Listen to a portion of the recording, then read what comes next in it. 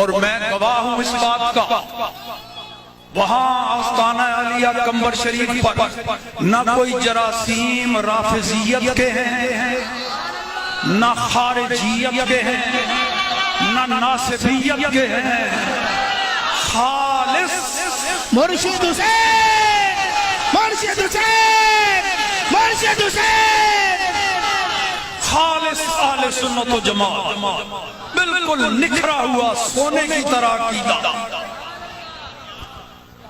یہ میں اس لیے کہہ رہا ہوں کہ وہاں درگاہ پر مجھے کراچی سے لائے ہوئے وہ مہمان تشریف لائے، اس پر انہوں نے بتایا جی وہ فلاں ہمارے جو ہے نا وہ قمبر شریف کے بارے میں یہ کہتے ہیں۔ میں نے کہا یار میں نے تو سنا ہے سارے ولیوں، وہی بات ہوئی جب گئے نا سٹیج پر، وہاں نعرہ تحقیق بھی لگ گیا،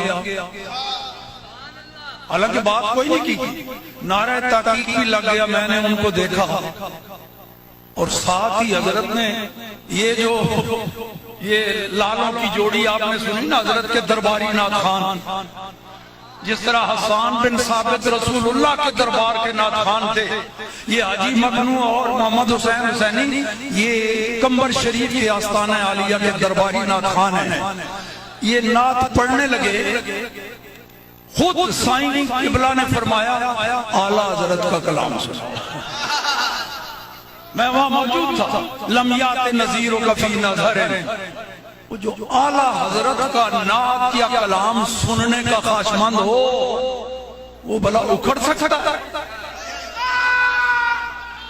تو سن لو، لفظ افضل میں نے آپ سے کو 25-27 بار کہلوانا ہے، یہی اہل سنت کا عقیدہ ہے، یہی صحابہ کا عقیدہ، یہی تابعین کا، یہی تبع تابعین کا، اور یہی عقیدہ بالکل محفوظ طریقے سے قمبر شریف میں ہے۔ میں اس کا عینی شاہد ہوں۔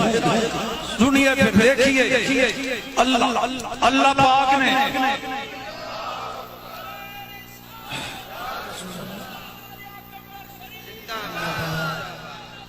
جاری رہے انشاءاللہ، فیضان رضا انشاءاللہ جاری رہے گا۔ سنیے، اب نعرہ آپ نے صرف اس وقت لگانا ہے جب میں آخری جملہ کہوں گا تقریر ختم کرنے کے لیے، کیونکہ ٹائم بڑا مختصر ہے۔ تو سنیے، اللہ پاک نے عام مخلوقات سے انسان کو افضل بنایا، اشرف المخلوقات، پھر انسانوں میں بھی درجے الگ الگ، کافر بھی انسان ہے، مومن بھی انسان